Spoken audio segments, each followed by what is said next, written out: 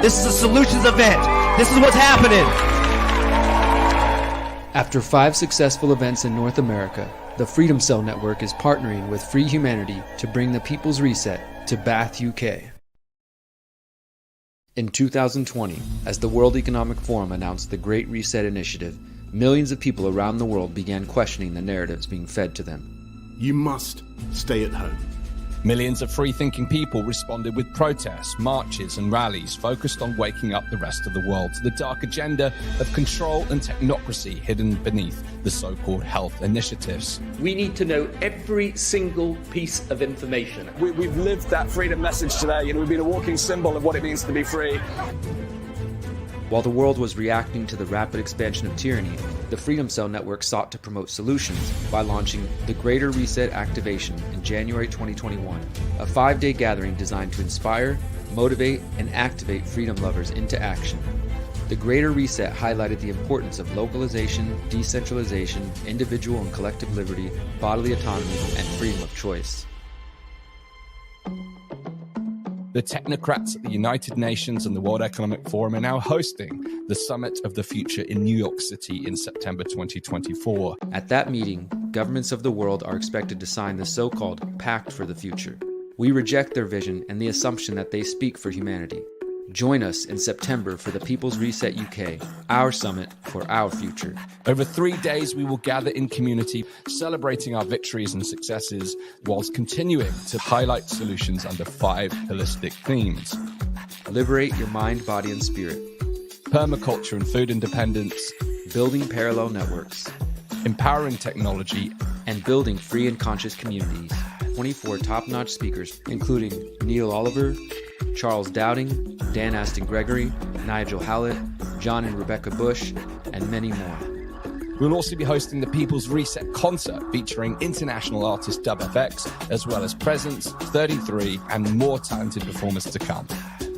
Join us in Bath in September 2024 as we collaborate and build the parallel systems of the future. Join us for the next evolution of the Greater Reset. Join us for the People's Reset UK. Visit thegreaterreset.org to learn more and to get your ticket today.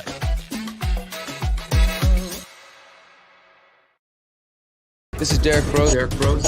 This is Derrick Broze of the Conscious Resistance. I'm here in Standing Rock. That man is wanted in 5 different countries: Chile, Argentina, Brazil. We've been fighting a long time. We have all lost so very much. So many loved ones gone. Don't you fucking tease that horse! You are not alone. There are pockets of resistance all around the planet. We are at the brink. Above all, stay alive. You have no idea how important you are. If you're listening to this, you are the resistance. Hey everyone, this is Derrick Broze with the Conscious Resistance Network. Tonight is Tonight is August 19th, 2024, and this is the 139th episode of the Conscious Resistance Live. We are focused tonight on a couple of different news stories, but we are going to focus on first how your thoughts, your energy, your attention have the power to guide your future and how this is in your hands. So thank you everybody who's joining us tonight. Let's go ahead and start there. I actually sent out an email a couple hours ago discussing this and really just getting my thoughts out as I was getting ready for the show. You know, I check the social media feeds, I check the news wires, I check the mainstream media, I check the alternative media, I check RSS feeds, I check court records. I just really dig, look what's going on. And especially, as you guys know by now, I aim to find stories that I think are relevant, important, but not necessarily the same things you're going to hear discussed on every other show. And, I saw things about today, the DNC, the Democratic National Convention, starts in Chicago. And, there's protests there and good for everybody there. Hopefully nothing crazy happens. I saw things about Putin saying something about welcoming Westerners to Russia, and any number of topics we could go on about that are in the corporate mainstream and even the alternative media. And I was just, I had this kind of reflection, and it's not the first time I've had this reflection, but I was remembering and recollecting on the fact that where we put our attention, not only does it our state of mind. Like obviously, if you're a miserable person because you're just watching horrible news all day and you're letting that consume you and impact the way you feel, you might in turn treat people around you, friends, family, etc., in certain ways. I mean, I've had this happen. I think any number of us who've gotten into arguments on the internet and then turned around to a spouse or a loved one or a child maybe and shouted at them or just took out that aggression and that pent up energy we were feeling from the internet onto other people in our real world, right? So we know that our emotional state is impacted. That's obvious, I think. And if that's not obvious, go to thepyramidofpower.net, watch chapter 3 of the Pyramid of Power series on big tech, and you can learn all about the experiments that they've run with social media, Facebook and others, to see how they can manipulate our emotions and to try to get us addicted to the dopamine of the clicks and the likes and the thumbs ups and the hearts and all that sort of stuff.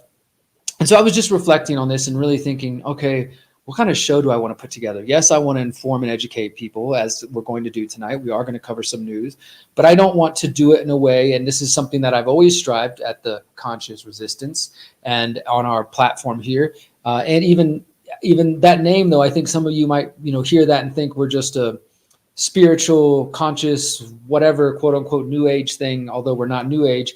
But no, it's an effort to do journalism that is more conscious, if you will, and actually considers the viewers and the readers. Like, I don't want to put out information. Of course, I want to follow the truth wherever it goes, but I don't want to just put out information with a focus on negativity and making people think that it's the end of the world. Like I've seen a lot of the independent mainstream alternative media, go to the direction of clickbait, like true clickbait. Like every video is like, you'll never believe what's happened. Oh my God, civil war.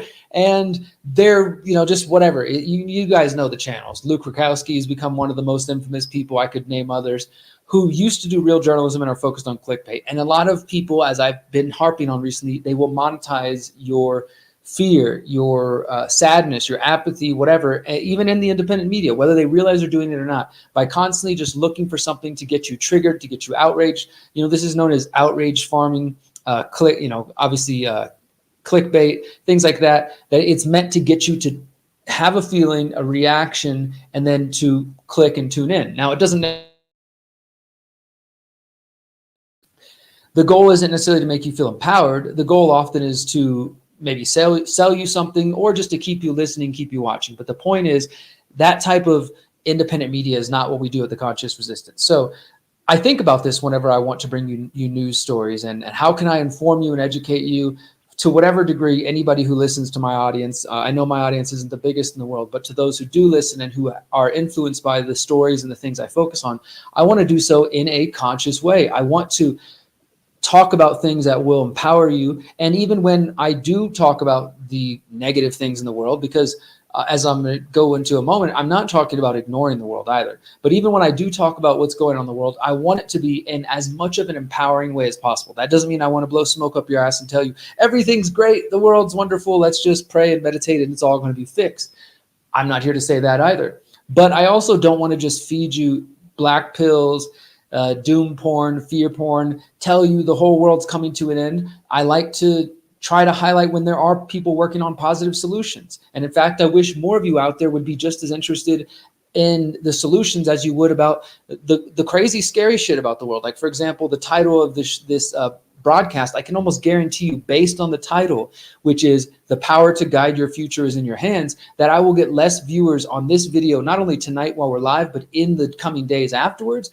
This will get less views than if I did a video about the latest documents of Jeffrey Epstein, something like that, because people have been programmed to obsess over the problems, and we don't spend so much energy talking about the solutions and what we can do for ourselves. So And I don't know how to fight this. I'm not trying to fight human nature. I'm just doing my thing. But my point is, I've seen this over the years. I can talk about something empowerment. Some of you get it. Some of you are on the level of understanding the true purpose of the Conscious Resistance. Some of you just want to hear me talk about Jeffrey Epstein or the Utah ritual abuse or fluoride or the Finders or Agenda 2030 or technocracy. And those are all things that I care about and I've reported on. So, obviously I care about them.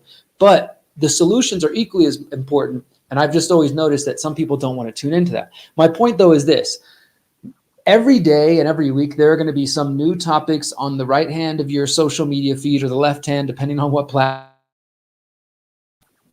which topics are trending at the present moment. So again, right now it's DNC Chicago, or it's Putin in Russia. This is on Twitter, this is on Instagram, this is Facebook, YouTube, Google.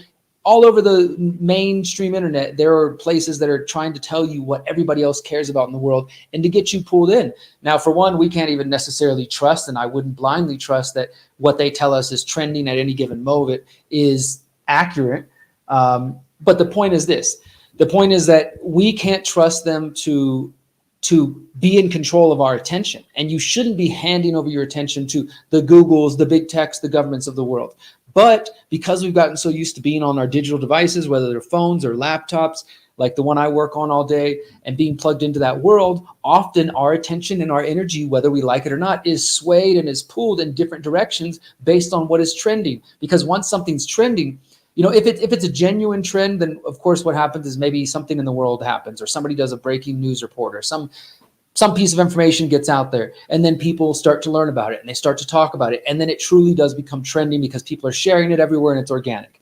Now, I think that still does happen in the world. I'm not saying everything's fake, but I do think that there absolutely are some engineered elements of our world around us that we see, that there are crafted, manufactured trends and things to be outraged and offended by. I see this so much, like the right wing is always offended by this thing this week, and the left wing's offended by this thing.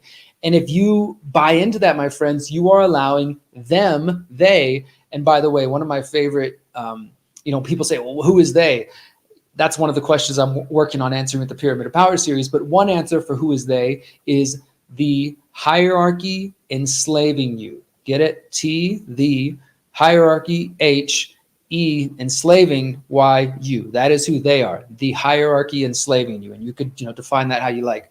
But they will always benefit off manipulating and directing our attention one way or the other. This is something that we need to be aware of. So when I come to you and I want to inform you about the world, I do so in the sense of saying, my friends, let's take a deep breath. Let's take this information and let's not, because emotions are important. I talk about this in the Conscious Resistance Trilogy, that we need a balance of intuition and emotion as well as reason and logic. It's not one over the other. It's this balancing act between the two, right? And so our emotions can be really helpful, but also these people have learned how to manipulate our emotions with algorithms, with just fake videos, AI images, etc., and to get you feeling one way or the other. And that is the whole goal. So you have to be, this is, of course, goes back to the importance of being in tune with yourself, whether that's through meditation, through prayer, through silence, and in general, just getting time to be in charge of yourself, asking yourself, who am I? What is the core of my being? And having some effort to know that inner self. Propaganda comes by the propaganda, essentially, like that you can be in control of in the world. Like that's my whole point, is if you are the one who is in tune with yourself, if you are the one who knows who you are, if you are the one who is free in that way, in that ultimate sense of being in your own mind, your own heart, then nobody can sway you. You can take information in, you can look at it and observe it. Okay. And then you can say, no, thank you. That doesn't align with what I know to be true and real and authentic and honest, etc. I'm not going to buy into that. Or if you don't do that, if you don't have that level of cognition, you can end up basically being just, this is what I think people refer to as an NPC, a person who just promotes the latest thing. Okay, they're telling me to be offended by this thing, so I'm going to wave that. I'm going to change my Facebook picture or Twitter picture, Instagram, TikTok, whatever. Oh no, we're supposed to support this cause. Let me go that direction, wear that hat or that shirt or whatever. I'm supposed to support this candidate, etc. Like a person that is just an empty vessel to be poured into. That is what they want. They want us to be empty vessels that they can manipulate and use. But if you are in touch with yourself, in tune with yourself and your higher power, whatever that means to you, then you are a lot less likely to be swayed and manipulated. Now, back to what I was touching on earlier. This does not mean put your head in the sand. I'm not advocating for not paying attention to the world. And this is one of the big reasons I started the Conscious Resistance 11 years ago, because I was running into people in the spiritual community who thought being awake meant that we were always happy. Let's come together and let's talk about spirituality. Let's talk about our meditation groups and our consciousnesses and our ayahuasca trips, etc. But don't talk about the bad things. And, don't just meditate and pray, it'll all go away, etc. And that wasn't satisfactory for me. Again, I was an activist. I was out in the physical world fighting for causes I cared about, but I was also a spiritual person. And that's when this idea of the conscious resistance came to me. The conscious resistance is the realization, the understanding, the acceptance that the struggle for a free world that we are, I believe, all going for, is that it's going to take the struggle against our internal tyrant, our doubts, fears, insecurities, and limiting beliefs that can hold us back, as well as the obvious struggle against the physical institutions, be that government, corporations, etc. So to me, that is what the conscious resistance is about. So that is not only like I'd say a philosophical activist type movement, if you will, but it's also the way that I approach my journalism through the conscious resistance. And the only other outlet that I've ever seen do this, and I will give credit to, is Collective Evolution. And then they had a newer one. I can't remember it right now. I've followed it for a while, but I've lost touch. There's just so much going on. I'm kind of in my own world. But Collective Evolution and then their newer outlet were like one of the only places, let's see if I can find it, that when they would put out articles about different things, and it could be everything from UFOs to spiritual stuff. Oh, it's called The Pulse. That's what it is. Or politics and whatever. At the beginning of the articles, you'll see this thing that I've always really appreciated. It'll say, hey, first, take a deep breath. Before you read this article, prepare yourself for, some difficult or intense information.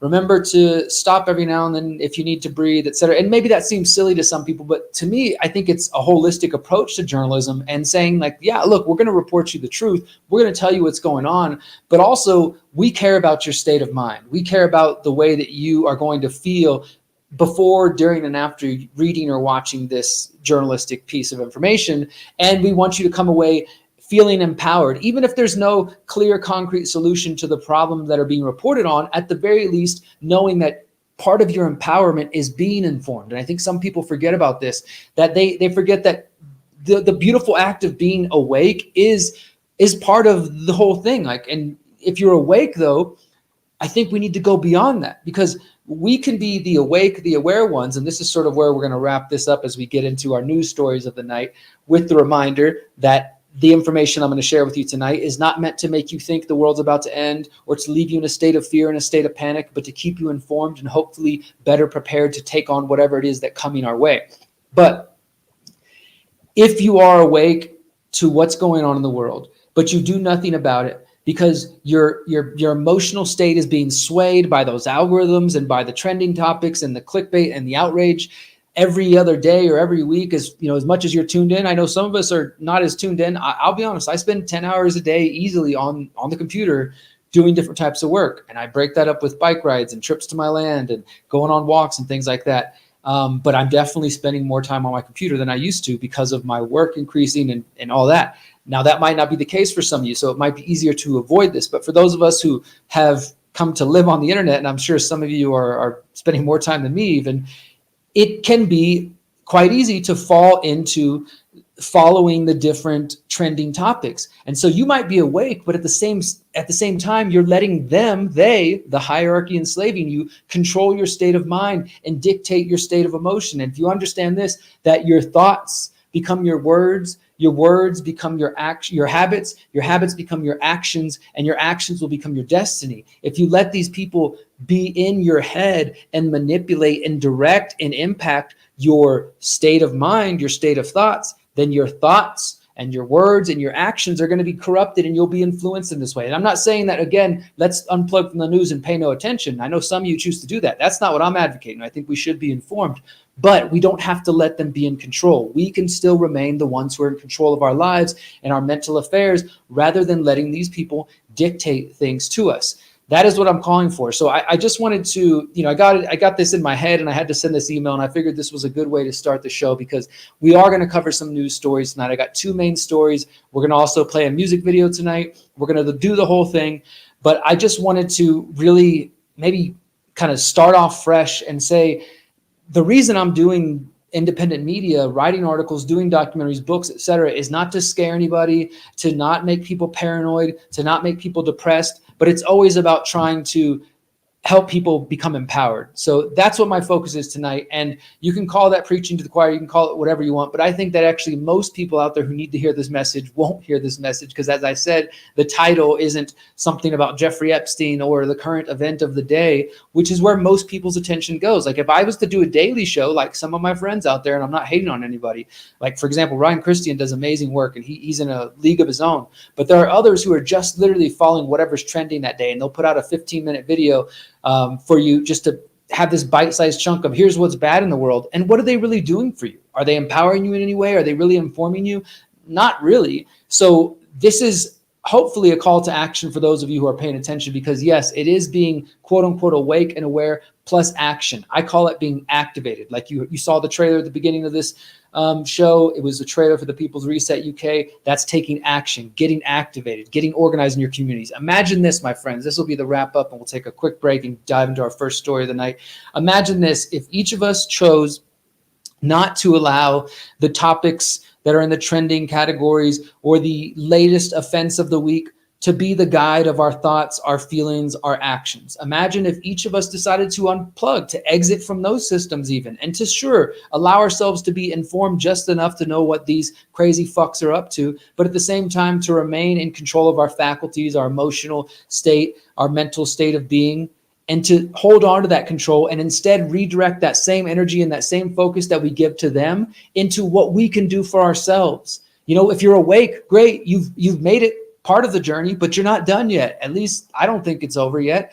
Awake is not enough. We need to be activated, action-oriented. So now that you're awake and you're aware, you can either watch podcasts for the rest of your life and watch the world get worse, or you can start doing things and focusing on solutions that you think will help you in your local area and your local community. Yes, we are a worldwide network of freedom lovers, but it doesn't matter, my friends, if you don't take care of your own community, like I'm trying to do in my community. And if each of us do that and we inspire and motivate each other and we share best tips and tricks and strategies of, hey, I'm trying this in my community, it's working. I'm trying this thing, it's not having such a good effect. And we take those ideas and we adapt them to our local communities, we will see real change. But we need to, in some ways, we need to stop focusing on the global big picture and focus more on our local. Not to say it doesn't matter and our world isn't interconnected, because it is. But I mean, how many times can you hear from people that we're about to go to freaking World War III before you tune it out? Nobody knows. All these people online are trying to act like they're experts on things that they're not in. And I include myself in that category occasionally. I've tried to step back from that and focus on what I can report on and can document myself, instead of just throwing an opinion out on every freaking topic that comes out every other day or every week. Instead, put your energy on yourself, what you can do for your family, your friends, and your local community, your neighborhood, your street, your church, what have you. Start a local freedom group. Use websites like freedomcells.org to find people. That's the solution, my friends. Let's take our energy back, our emotions, our attention back from them, and let's focus on what we can do for ourselves. I'll be right back. Thank you guys for being here. Are you using your phone, or is it using you? Rise above mass surveillance and discover a phone that protects your privacy and communications. Above Phone does everything your old phone does, without tracking you, while giving you complete control over your phone and apps. We are better than big tech. It works with any cell service. No forced logins. No advertising or tracking. Download apps privately. Control your phone and its apps with secure hardware. Introducing Above Suite. Protects your internet traffic. Private email on any device. Video call with friends privately. Encrypted chat, calls, and internet phone. Protect your searches and get results. Don't worry if you're new. Every phone includes a free 45-minute live call. You also get free email and chat support, free guides, and video courses. We can take back our technology. We're here to help with tools and education. You have the power. Rise above with Above Phone. AbovePhone.com.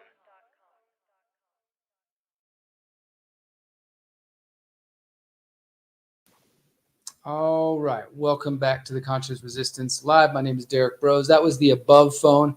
I encourage you to check that out, abovephone.com/dbros, I think, or /TCR. And if you want to get an above phone privacy phone, again, we're talking about solutions. You want real solutions. They're out there, my friends. You got to put energy and effort into learning more about them. Let's go ahead and jump into our first story. I want to remind you guys to bookmark our website, theconsciousresistance.com. This is the home for all of my content, documentaries, books, podcasts, et cetera, et cetera. Subscribe to our email list right there. And you can also get the show notes for everything I'm covering for tonight's episode will be posted here after the show's over. I encourage you to go there, see some of my latest interviews. In fact, I did a really cool interview with one of my favorite musicians who I played on the show last week, DubFX. If you guys haven't seen that, Empowering and Waking Up the People, maybe we'll play a clip in a little bit. And I did a walk and talk yesterday at my land and posted that, and some other reports from Anthony Samaroff, who's one of our contributors, focused on health.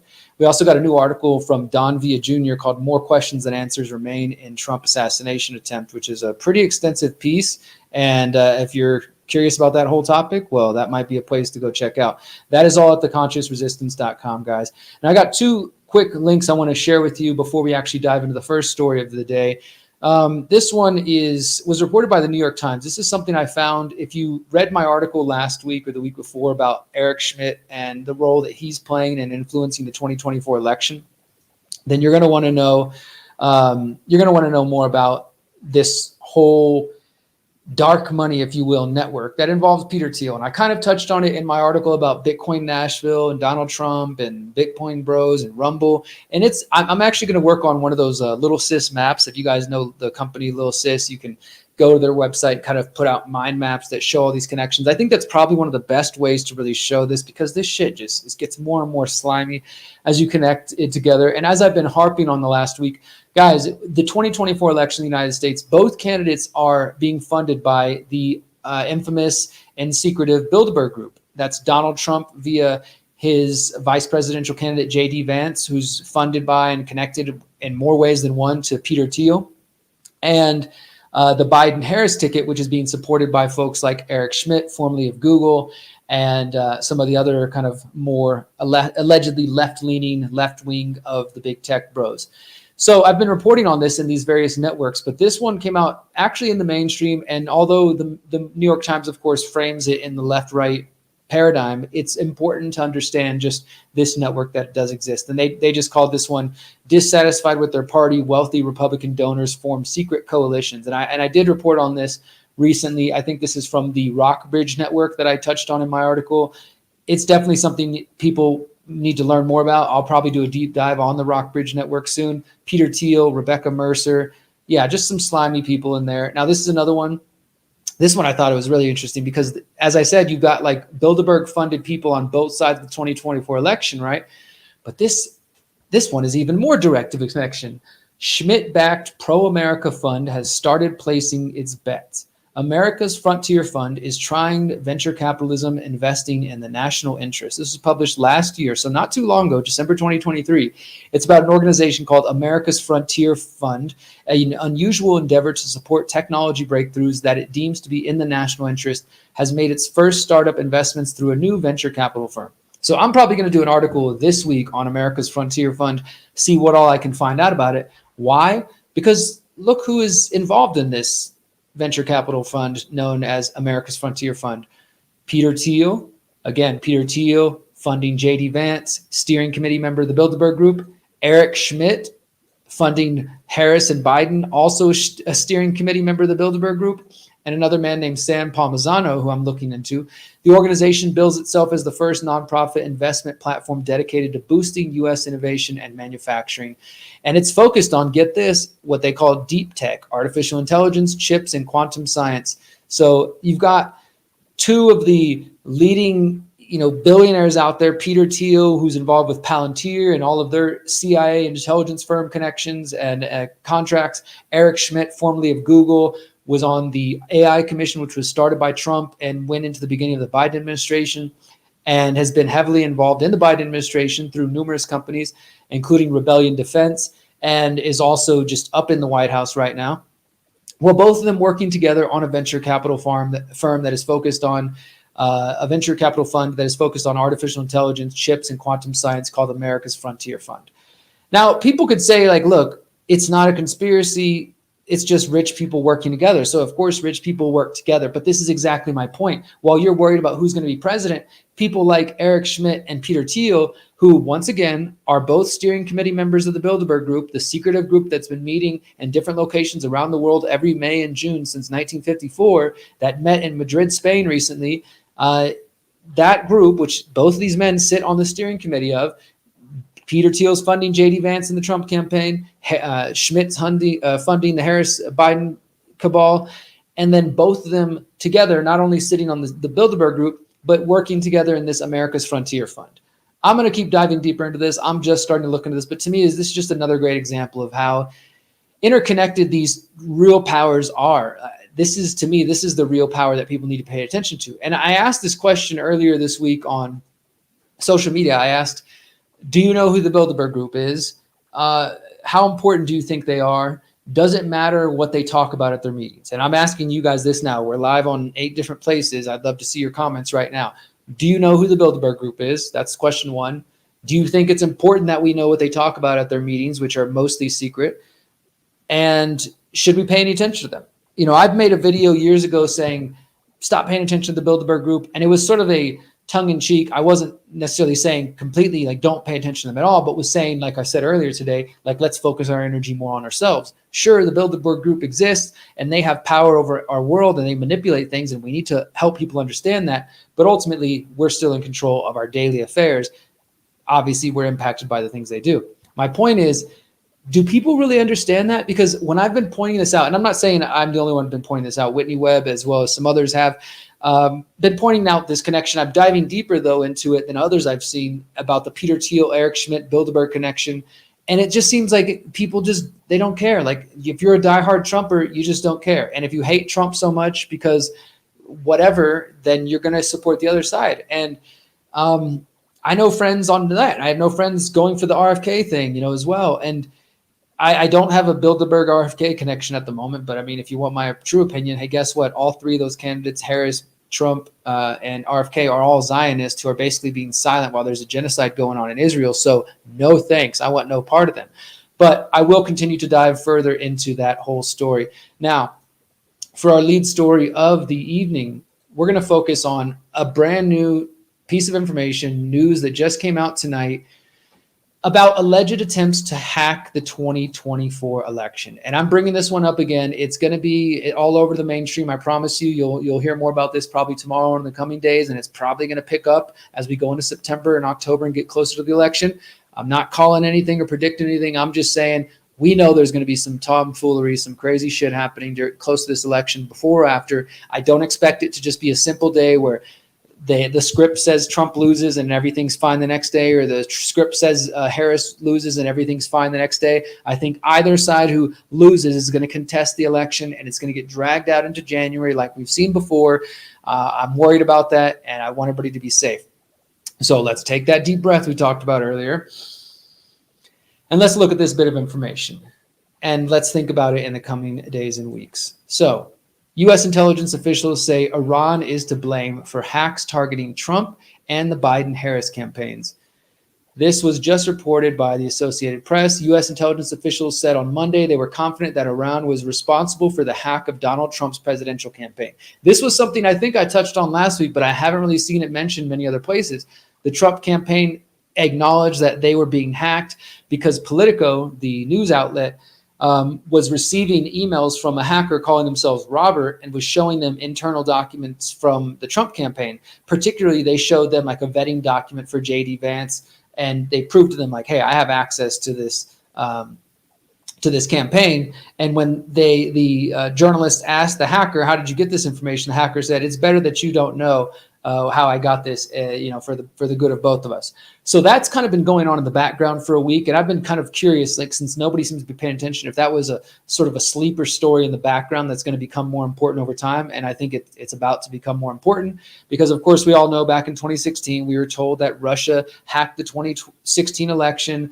And that, went on for years and years, and it never really amounted to much of anything other than buying Facebook ads and different things. It doesn't mean that there was no Russian attempts to influence certain things, as there are with Israel and other things. I'm more worried about the Israeli influence than the Russian, honestly. But the point here is I think we're about to be in for that part 3, if you will, this next hack of now it's Iran. And of course, we should preface this by saying this: isn't it coincidental that J.D. Vance, if you go back to the RNC, the Republican National Convention, just a few weeks ago, J.D. Vance, as he was being picked for Donald Trump, one of the things that was being published was his statement saying we need to hit Iran and we need to hit them hard, and really making Iran a target for them. And then all of a sudden we're told, oh, Iran's trying to hack the Trump campaign. And there was that story they floated, allegedly some Iranian connection to an assassination attempt on Trump, which was never proven by any means, but the seed has been planted in your mind and in other people's minds. So they've heard, oh, Iran maybe potentially tried to go after Trump. Oh, Iran, they might be behind these hacks. Oh, and J.D. Vance is saying we need to go after them. Like, they're building the case, they're building the narrative, they're seeding it within the media to get people behind a potential war with Iran, which they've wanted for years. And I've reported on that. Again, I'm not trying to say we're about to go to World War III, although if that did happen, it could be bad. But I am saying that there are definitely some crazies in government who want this to happen. And the people behind government, the shadow government, seem to want to go in that direction. That's what my worry is about this. But let's go on. So it says that the hack of Donald Trump's presidential campaign is, quote, part of a brazen and broader effort by Tehran, which is Iran, to interfere in American politics and potentially shape the outcome of the election. The assessment from the FBI and other federal agencies was the first time the U.S. government has assigned blame for hacks that have raised anew the threat of foreign election interference, and underscored how Iran, in addition to more sophisticated adversaries like Russia and China, remains a top concern. Besides breaching the Trump campaign, officials also believe that Iran tried to hack into the presidential campaign of Kamala Harris. So that's the mainstream news. Now let's go look at the actual government statement. This is a joint statement put out today from the Office of the Director of Intelligence, the FBI, and CISA, statement on Iranian election influence efforts. This was just published today, August 19th, 2024. And it says, today the ODNI, the FBI, and the CISA released the following statement. As each of us has indicated in prior public statements, Iran seeks to stroke discord and undermine confidence in our democratic institutions. Iran has furthermore demonstrated a long-standing interest in exploiting societal tensions through various means, including the use of cyber operations to attempt to gain access to sensitive information related to U.S. elections. In addition to these sustained efforts to complicate the ability of any U.S. administration to pursue a foreign policy at odds with Iran's interests, the IC has previously reported that the intelligence community, has previously reported that Iran perceives this year's election to be particularly consequential in terms of the impact they could have on its national security interests, including Tehran's inclination to try to shape the outcome. We have observed increasingly aggressive Iranian activity during this election cycle, specifically involving influence operations targeting the American public and public operations targeting presidential campaigns. And so they go on to say this includes recently reported activities to compromise former President Trump's campaign, which the intelligence community attributes to Iran. The intelligence community is confident that the Iranians have, through social engineering and other efforts, sought access to individuals with direct access to the presidential campaigns of both political parties. Such activities include thefts, disclosures, and are intended to influence the U.S. election process. It is important to note that this approach is not new. Iran and Russia have employed these tactics not only in the U.S. during this and prior federal election cycles, but also in other countries in the world. And it goes on from there.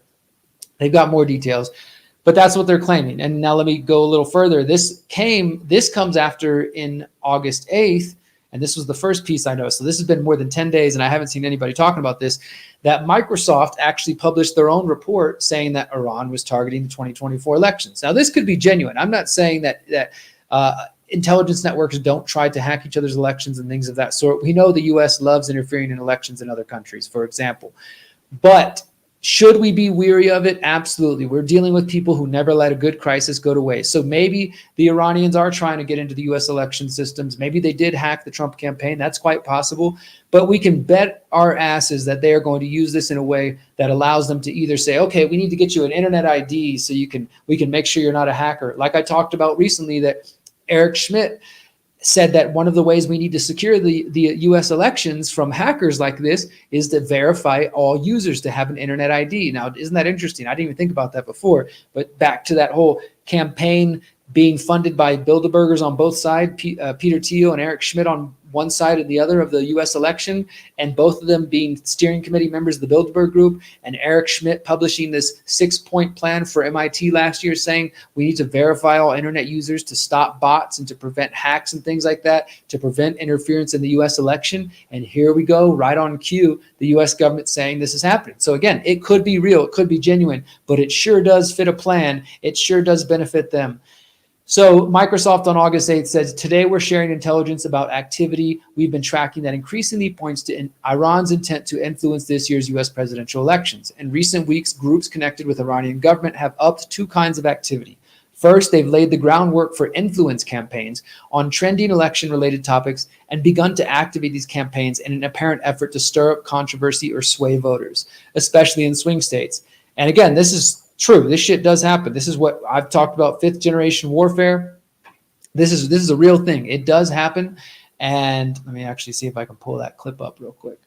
It does happen, and it's important for us to think about, because most people have no idea about 5th generation warfare. I'm going to actually pull this clip up real quick for you guys.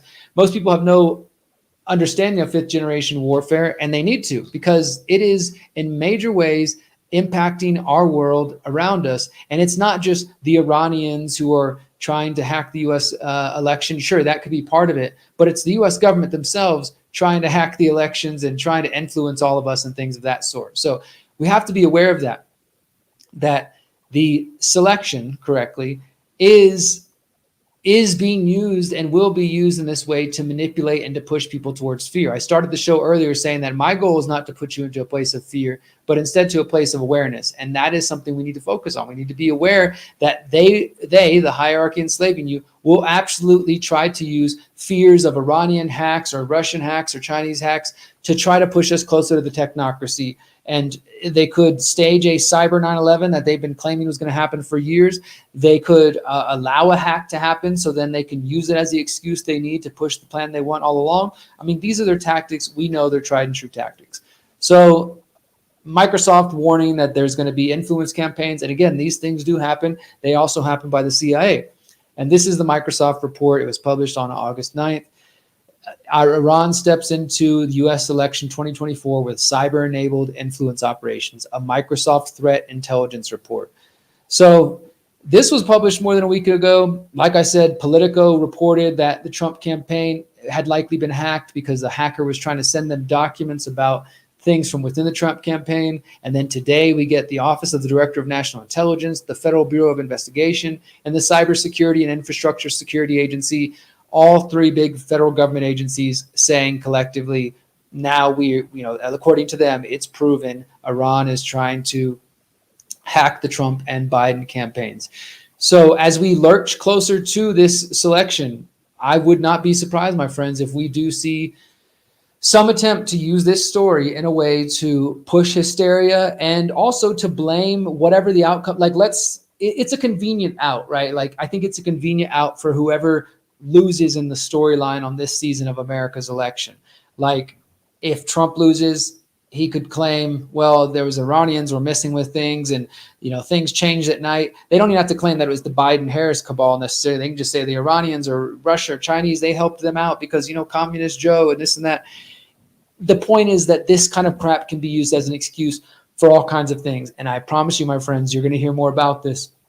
I'm not saying it's going to become the biggest story in the world, but I definitely think as we get closer to this election, we're going to continue to hear more about this idea that the Iranians are influencing the election and everybody should be afraid of them. And then once whoever becomes president, now more than likely Trump would be the one to do it, not to say that the Biden-Harris cabal are not war hawks as well, but we all know who is Iran's number one enemy and who is somebody that they talk shit a lot about as well? Israel. And well, who funds all of these campaigns? The Israeli Zionists, RFK, Trump, Biden. Even though RFK is saying he's an anti-war guy, maybe he would get in there and eventually do the bidding of the Israelis. I think that's what it really comes down to. But we're going to see in the coming weeks and days, guys. We'll be right back. Real quick break, and then we're going to continue with our next story. Thank you guys for being here.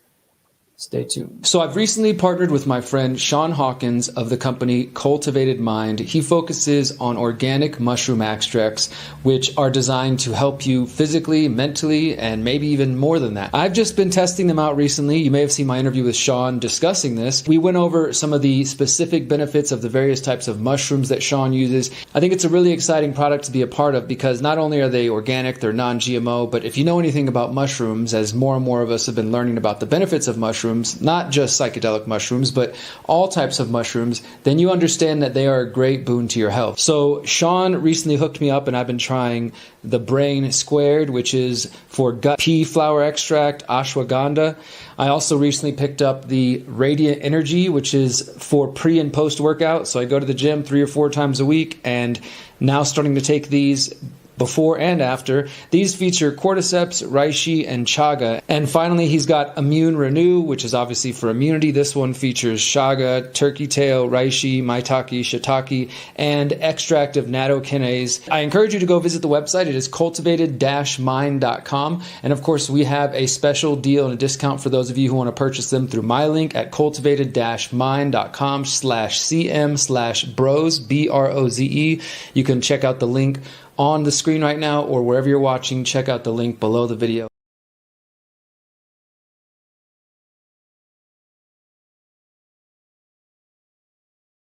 All right. Welcome back to the Conscious Resistance Live. My name is Derrick Broze. This is episode 139 of the Conscious Resistance Live. If you are interested in those mushrooms that I just showed, they're from Cultivated Mind. You can go to theconsciousresistance.com. We got a brand new banner up here. Functional mushroom extract, cultivated mind, maximum potency, minimum dose. And you can click on that. That takes you through my link. You can also use the code BROZE if you want to get another discount. If you watch my content for free and you don't buy shirts or you don't buy the books, and you want to help your health, this is another way to support. You can get above phone and you can use my link. You can buy these organic mushroom extracts, which are made by a friend of mine based in Houston. Sean, as you saw in that video, you can find the interview on my website with Sean. And support your own health while supporting independent journalism. So I want to talk, for this next story, I want to talk about vaccines for a moment. Now, you guys know I'm broadcasting on my old YouTube channel, which I got back after being deleted in October 2020 for talking about the vaccines. And I'm not one of these people who are going to say schmaxines, quaxines, blah, blah, whatever. I'm an adult here. I'm going to use the real language. But, my friends, as I talk about this topic, the algorithm's probably already detecting that I'm using that word, and there's a likelihood that I will get a strike for this video and some of the things I'm about to share, or some of the questions I'm about to ask, more importantly, because I want to make it clear in this next story, I'm not claiming to have the definitive answers on one way or the other, but I am going to report what's being shown in one study. I'm going to report what's being shown in a fact check, and I'm going to report on a study that says almost the complete opposite of the first study. So we're going to do all that. This is for educational purposes. As a journalist, YouTube, hopefully you won't delete us off there. And if they do delete me, guys, you know where to find me, theconsciousresistance.com, as well as on all the other platforms I'm on right now, including Odyssey, Rockfin. It will be on BitChute. It's on Twitter. It'll be on Hive. It's still on Facebook somehow. Spotify, blah, blah, blah, blah. Okay, so let's go ahead and get into this next story. As I said, we're going to start with one study that I noticed just came out, was being promoted around in different memes. And as I've talked to you guys about before, I don't like when things get shared in memes. Look, memes are great, but if you see a meme that says, study says 1 million people died from vaccines, you should probably look for a source. And of course, most people on the internet don't have a source. If anything, they take a screenshot of something. The story could be true. I'm not saying it isn't true or couldn't be true, but they are horrible with crediting information. They just expect you to just take their word, like, okay, well, a meme said it. Yeah, I saw a screenshot of another post from another platform, or I saw a video of a video within a video from 3 other platforms, and this guy was claiming that he saw this one study. I didn't actually see the title of the study, but I guess it's true, right? Come on, we got to do better than that. We need to demand better than that. So we're going to do better than that. So when I saw this meme going around, I was like, you know what? Let me go ahead and actually look into this, because it was trending on Twitter, again, claiming that a vaccine had found that a study had found that the COVID shot led to myocarditis and pericarditis in children. Now, we do know that this has been confirmed in adolescents for sure. That shouldn't be a controversy. That shouldn't get me a strike, YouTube. That is in the facts. That's science. You can't deny the science. But some people seem less likely to believe it, and we also haven't seen great studies looking specifically about children. This first study purports to be doing that exact thing. This is from a team at Oxford, what's called the Open Safely team. I was reading about them yesterday. Effectiveness of COVID vaccination in children and adolescents. This is the pre-published form of this, the preprint. So let me say this, it has not been peer-reviewed at the moment. So that we should make that clear before anybody tries to attack me saying I'm claiming otherwise. Here you can see it on MedRiv, the BMJ, etc., preprint server for health scientists. Open Safely, effectiveness of COVID-19 vaccination in children and adolescents, right? But let's look at the actual text of it itself. As I said, you can see there are folks from Oxford University, University of Bristol, etc. And in the abstract, it says, children and adolescents in England were offered the BNT162b2 as part of the national COVID-19 vaccine rollout from September 2021. We assessed the safety and effectiveness of the first and second dose in children and adolescents in England.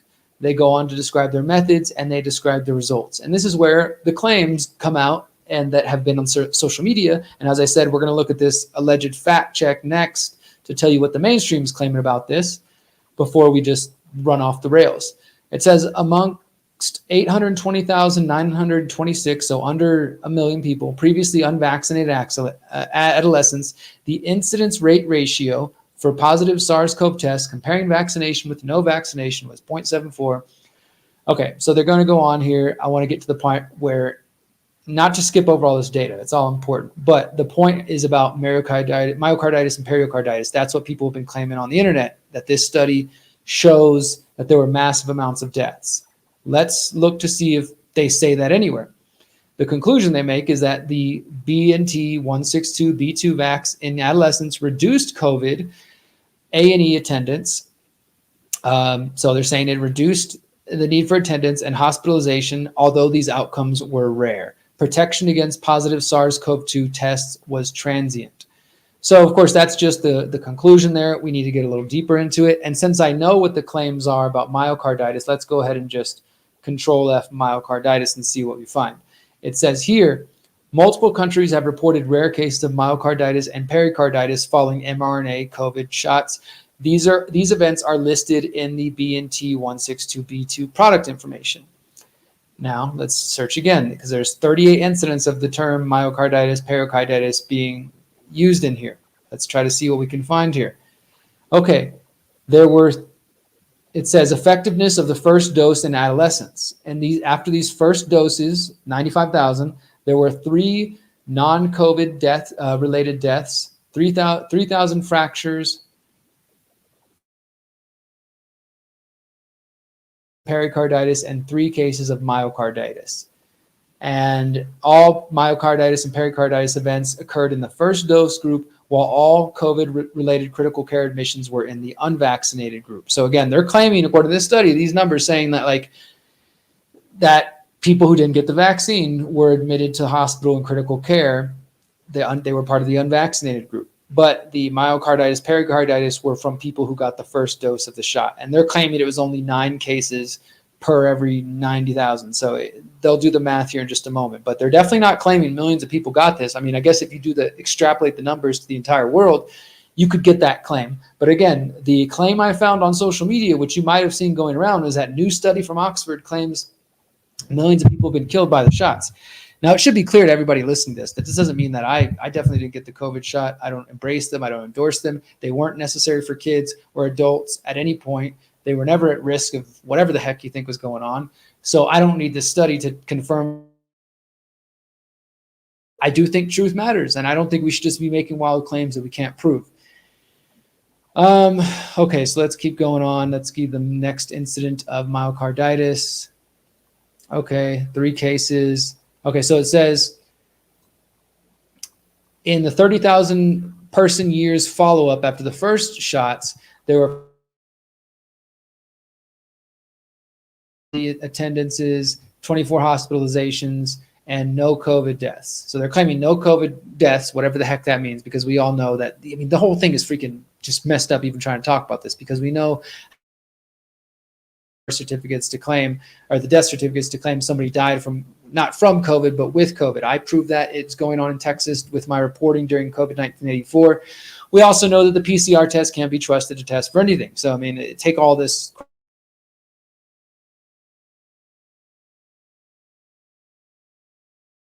myocarditis and no cases of myocarditis. All pericarditis events occurred in the single dose groups.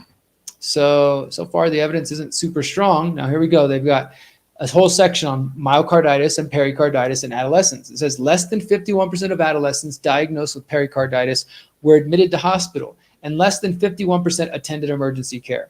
More than 51% of adolescents with myocarditis were admitted to the hospitals, and more than 51% attended emergency care.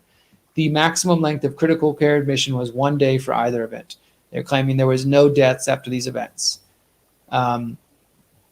That's what they're claiming.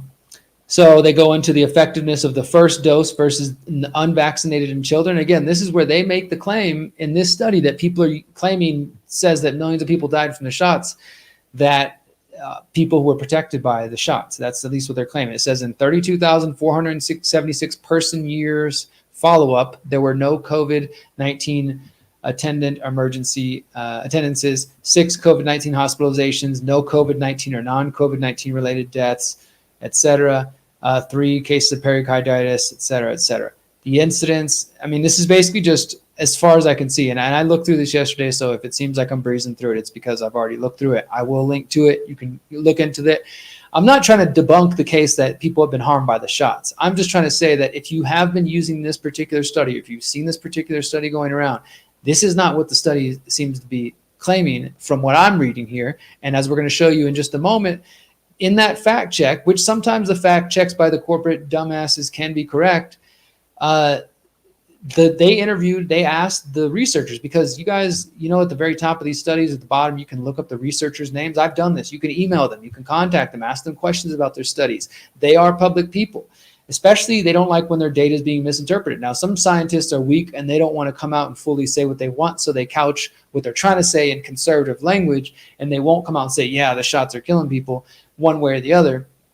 But, you know, you can reach out to them and try to talk to them. So here it says COVID-19 related hospitalization, critical care attendants were rare in both adolescents and children, and there were no COVID-19 related deaths. Now that to me is a big point right there, that people are focused on this. Oh, the study is claiming millions of people died after, millions of kids died after the shots. I don't see it saying that, but the study is admitting COVID-19 related hospitalizations and critical care attendants were rare in both adolescents and children, and there were no COVID related deaths. I know that's common sense to most of us out here who've been paying attention for the last 4 years, but you guys have seen them. There's still people out there trying to put freaking masks on kids and still acting like the kids are at harm from something they were never at harm. They were never at risk of. So I think that this is an important point. I've brought this up in different ways, that just because we find a fact and it's like, yeah, Derek, we all knew that 3 years ago. Okay, me and you did, but you can use this study to show people like, look, these Oxford scientists are claiming, sure, they're claiming that overall it protected people, but do you see how they're acknowledging that there was no kids at risk, no kids died from COVID here, and all this sort of, you know, that at least in this control group, I'm saying, I think that's valuable to use. And it says, while rare, all myocarditis and pericarditis events during the study period occurred in vaccinated individuals. That's another big point. You see that? Like it says, whilst rare, all myocarditis and pericarditis events during the study period occurred in vaccinated individuals. Now, they claim there were no deaths after myocarditis or pericarditis, but we need to look at how long they were actually following these people. As far as I could tell, it was only weeks, months at best. I don't think they're still following the people. And we're seeing people, I know many people believe that cancers have spread because of the shots. We can't prove that directly, but there are some weird associations. There have definitely been myocarditis, and there's a lot of kids just all of a sudden having heart attacks, falling down on the ground, it seemed like. So there's real reasons to question this. So I won't go on, but this, just in case you've seen that study going around, I wanted to actually, you know, look at the study. Again, it's called Effectiveness of COVID-19 Vaccination in Children and Adolescents. Now let's look at the USA Today report on this. False claim that study found myocarditis only after vaccine. not COVID-19. Fact check. Now, let me just go back to where I was. Did we literally not just read a section that says only in the vaccinated group? So this is why it's going to get funny, right? Let's go ahead and read what this fact check's claiming. It says, a June 24th Facebook post shows an image of COVID-19 vaccine vials, and it says, Oxford University study, myocarditis and pericarditis only appear after COVID vaccination, not after COVID infection. Read on-screen text included in the image. R rating, false. The Oxford study referenced in the post did not show that heart inflammation doesn't occur after COVID, according to one study's author. The study compared outcomes between vaccinated and unvaccinated patients, not between those vaccinated and those infected with COVID-19. It also only included children. You see, this is how they do fact checks in some way. Sure, technically it's a fact check, but technically it's accurate to say that the study does not show it all. Well, the title's wrong because they do claim right here. It says among both adolescents and children, myocarditis and pericarditis were documented only in the vaccinated groups, with rates of 27 and 10 cases per million after the first and second doses, respectively. So that's kind of the big thing, is they're claiming it was only 27 cases per million people for first dose and 10 cases per million for the second dose. I don't even think those numbers are accurate. I think they're higher. I can't prove it, of course, at the moment. They claim they did that. That's what their data is showing. But even if you take those numbers and you extrapolate up to hundreds of millions of people, 1 billion people taking it, that means a lot of people did indeed suffer from myocarditis and pericarditis, and some of them did indeed die. Okay, now this study doesn't look at anybody who specifically died, but right there it does say that among both adolescents and children, myocarditis and pericarditis were documented only in the vaccinated groups. And up here, the fact check saying study shows myocarditis and pericarditis only appear after COVID-19 vaccination, not after COVID infection. That's what the claim they're saying, right? And they're saying that's false. They're saying that the study compared outcomes between vaccinated and unvaccinated patients, not between those vaccinated and those infected with COVID. Do you see the sleight of hand? Let me go a little slower here. They're trying to fact check the claim that the comparison is about myocarditis between people who had the COVID shot versus people who were infected by COVID. But that's not the concern. The concern is, did people who were vaccinated get myocarditis when people who were unvaccinated didn't get it? And yes, that's exactly what the study says, as I'm showing you guys right here. Among both adolescents and children, myocarditis and pericarditis were documented only in the vaccinated groups. But do you see how they do these freaking fact checks? Instead of comparing the statement about the vaccinated versus unvaccinated, they find some Facebook post on a page that probably nobody ever saw, and they're using that title, which says myocarditis and pericarditis only appear after COVID vaccination, not after COVID infection. I don't think anybody in the world is arguing that, okay? What we're saying is that people were impacted by things like myocarditis after getting the shots. But those of us who didn't, guess what? We're doing pretty good. We're doing all right. We're definitely not falling down having heart attacks, right? That's the real news. But they do this sleight of hand, and they make it seem like it's about comparing vaccinated people versus COVID infected people, but that's not the argument. At least if that's what this Facebook post is making, then maybe that's a red herring. But let's go on. It says the study author says the claim is inaccurate. The caption and the image in the Facebook post match the headline and the header image from a June 2nd article published by the Gateway Pundit. Yep. Guess what, guys? A lot of people out there in the right-wing media and left-wing, they do post fake news. They post inaccurate things. So they have a link here. Let's see if it loads to the Gateway Pundit from earlier this month, just a couple of weeks ago. And what does their headline say?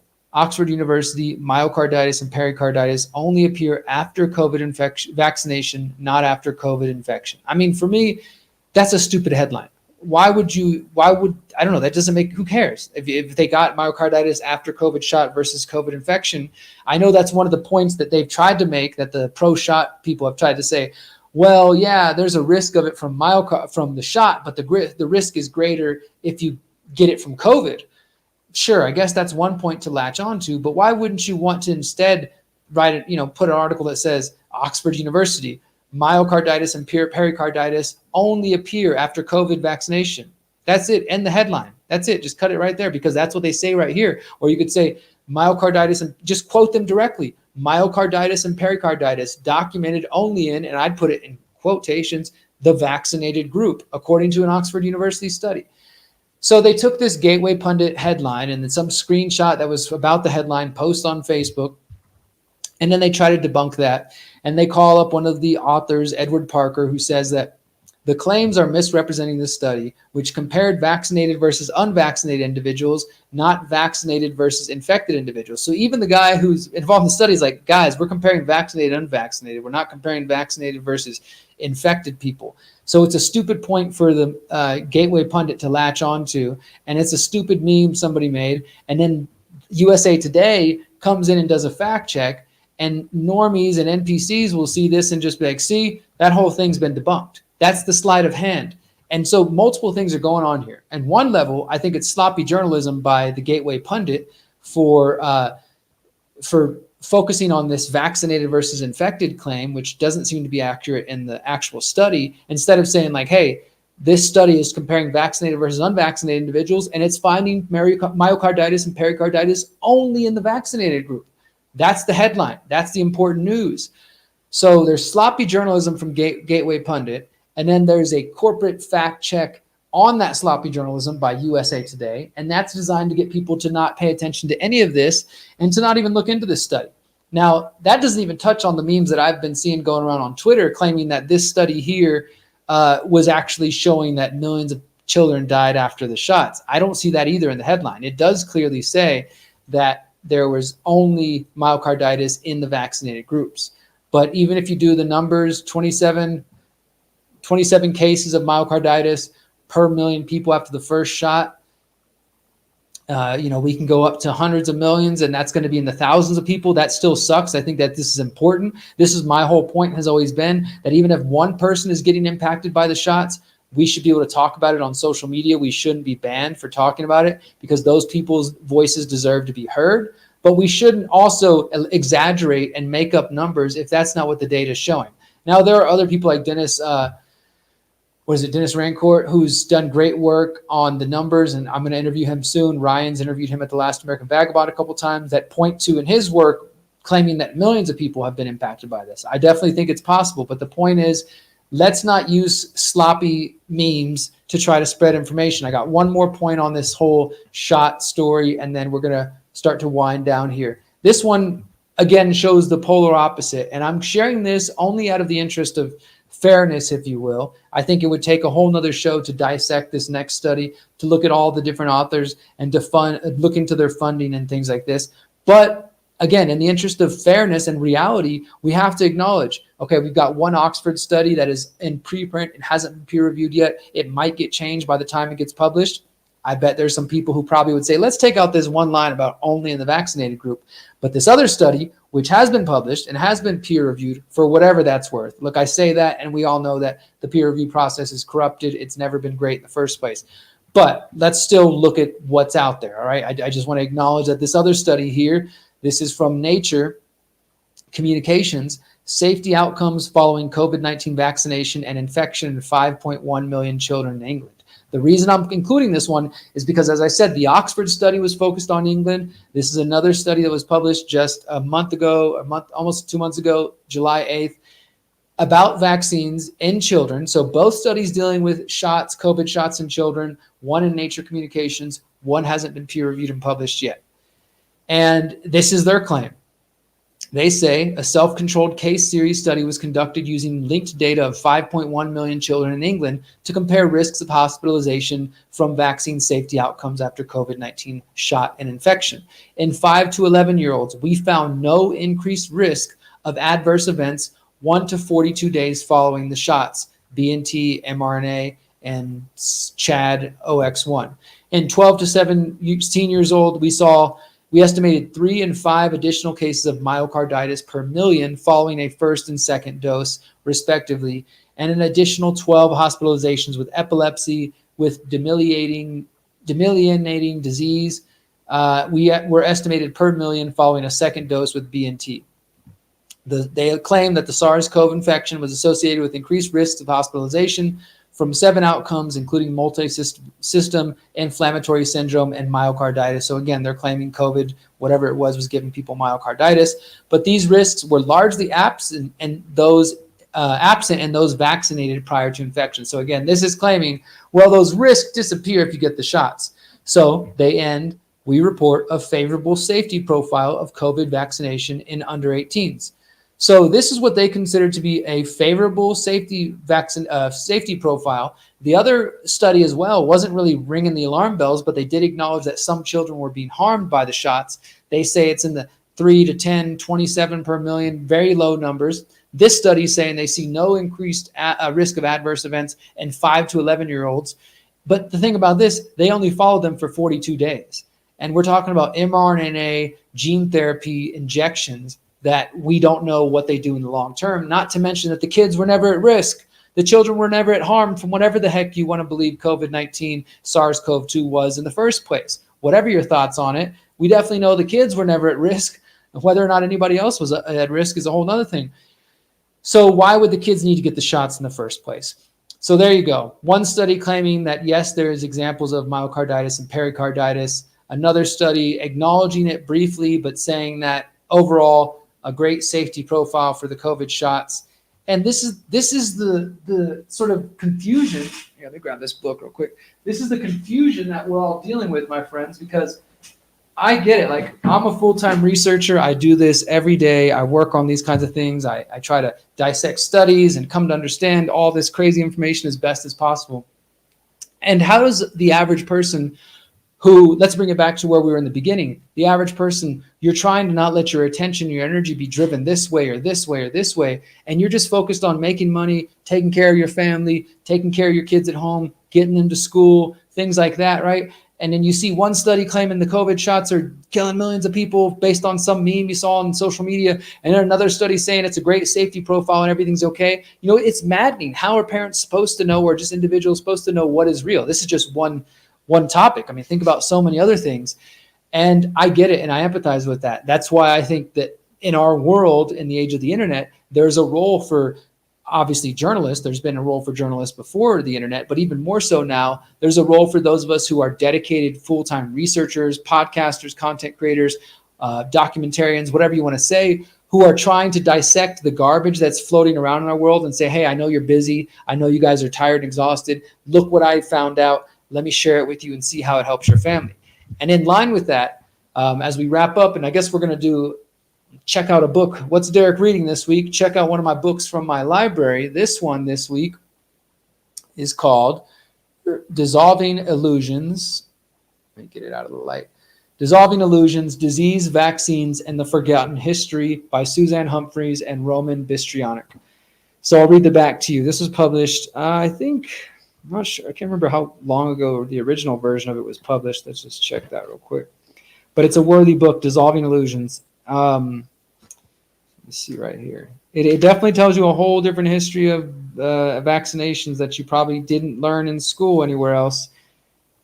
So it says on the back, not too long ago, lethal infections were feared in the Western world. Since that time, many countries have undergone a transformation from disease cesspools to much safer, healthier habitats. Starting in the mid-1800s, there was a steady drop in the deaths from all infectious diseases, decreasing to relatively minor levels by the early 1900s. The history of that transformation involves famine, poverty, filth, lost cures, eugenicist doctrine, individual freedoms versus state might, protests and arrests over vaccine refusal, and much more. Today, we are told that medical interventions increased our lifespan and single-handedly prevented masses of deaths. But is this really true? Dissolving Illusions details facts and figures from long-overlooked medical journals, books, newspapers, and other sources. Using myth-shattering graphs, this book shows that vaccines, antibiotics, and other medical interventions are not responsible for the increase in lifespan with the decline in mortality from infectious diseases. If the medical profession could systematically misinterpret the medical and ignore key historical information, the question must be asked: what else is ignored and misinterpreted today? Perhaps the best reason to know our history is so that the worst parts are never repeated. That is the book, Dissolving Illusions. Highly recommend you get a copy of that and check that out. If you want to learn more about why you probably shouldn't be shooting your kids up full of things in the first place, let alone yourself. I'm not a doctor. I didn't go to school. I don't have a medical degree back here on my wall, so don't trust me. I'm just a person talking on the internet. Do your own research. But I would start with that book if you want to do your own research.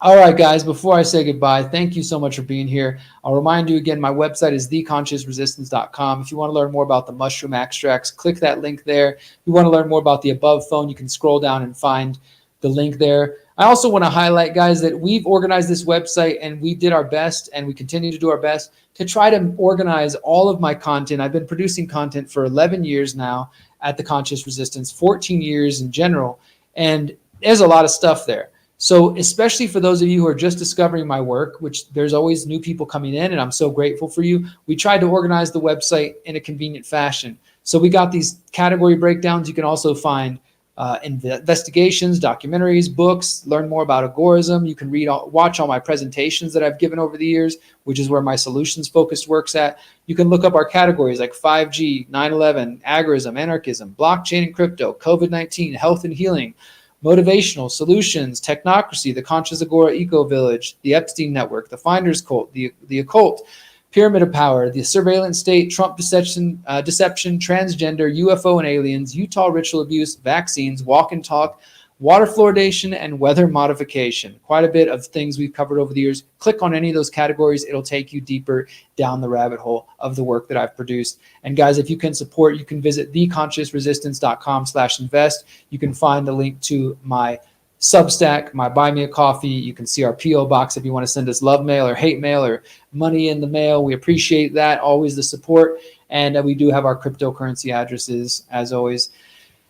Before we go to our music video to wrap things up, I just want to say once again where we started. You have a choice. This is the beginning of your week. I appreciate you spending some time with me. Those of you who will watch this later or listen to this later, thank you, my friends. I appreciate you.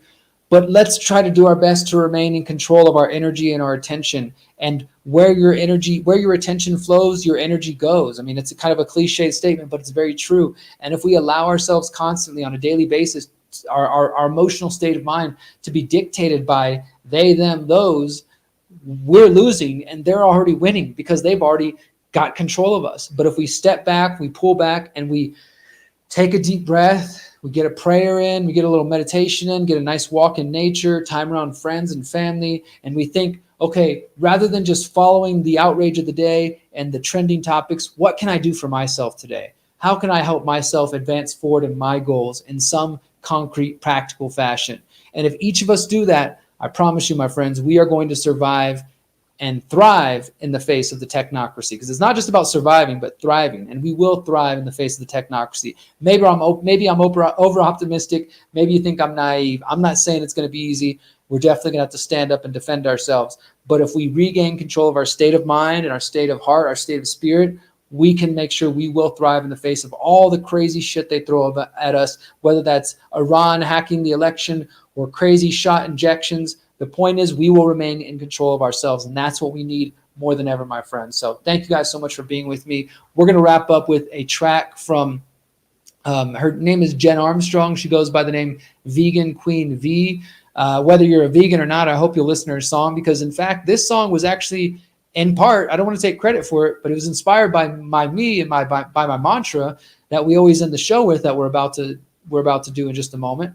This is off Jen's album Freedom Warrior, which you can find all over the place. If you search Vegan Queen V or Jen Armstrong, Jen Armstrong. She's from the UK. She will be performing at the People's Reset in Bath, UK next month. I'm so excited. So this isn't a music video. It's just got a nice, beautiful still image from her album. But listen to the lyrics. I encourage you to listen to the lyrics. Even if this isn't your style of music, I think it's really cool. Lately I've been playing a lot of hip hop. I figured we should mix it up. So we're going to go in a totally different direction. This is Jen Armstrong, Vegan Queen V. It's called Beautiful, Powerful, Free. And with that, my friends, I'll see you next week. And remember, you are powerful, you are beautiful, and you are free.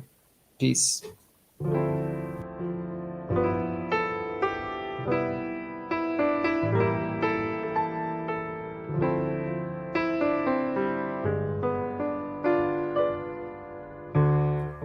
You light up the world. Yes, you do, yes, you do, yes, you do. Do you know your worth? Good 'Cause it's true, yes it's true, yes it's true. Keep those vibrations high. You'll be flying so high in the sky. Just let our soul shine bright. You are beautiful. You are powerful. You are free.